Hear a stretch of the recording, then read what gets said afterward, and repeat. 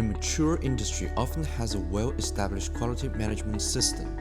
Sometimes, these rules act more like barriers for companies. Germany-based ComPro has come to China with the goal of providing Chinese automakers and suppliers with services to align with the quality management standards of European and American markets. Bridge News met the company's representative, Stéphane. So in his view, what challenges does the Chinese automotive industry face in terms of quality management as it seeks to expand its exports?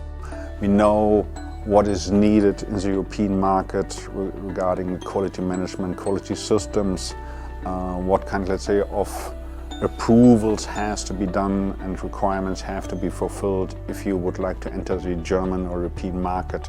I think the whole quality process from the final product over the process running, the process implementation, the equipment of the machining and the step before of the metrology equipment. For all these steps, the European market have their own specifications and rules.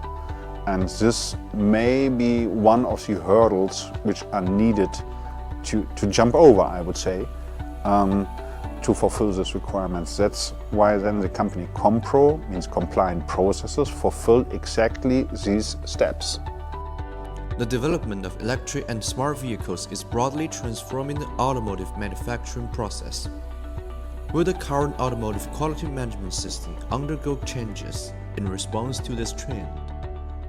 Well, the IATF 6949 is like, I would say, you said, like a rule book. It's really describing the, in general terms, quality management requirements in the automotive industry. Maybe there is some requirements for adaptation for EV, but also especially autonomous driving. Autonomous driving is very, let's say, you must trust the system, you must trust that everything is working fine, it must be reliable.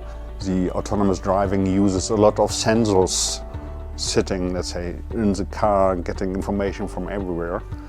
And these sensors must be clearly qualified. This is one point, that's important.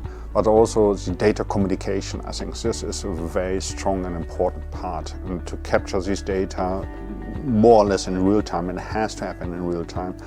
So all these data which are received and needed for autonomous driving must be very reliable so everybody can trust it, because the risk is too high if something is going wrong with that.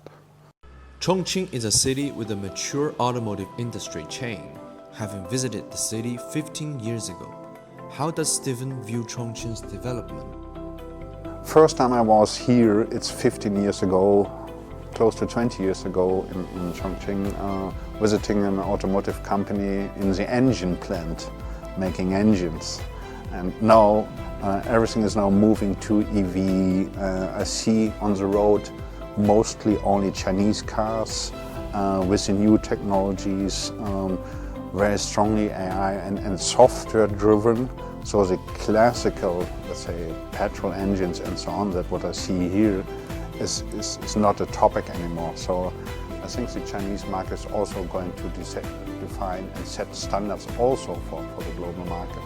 Chinese market is fast, very innovative, using a lot of AI. I think Germany is well known for stability and quality.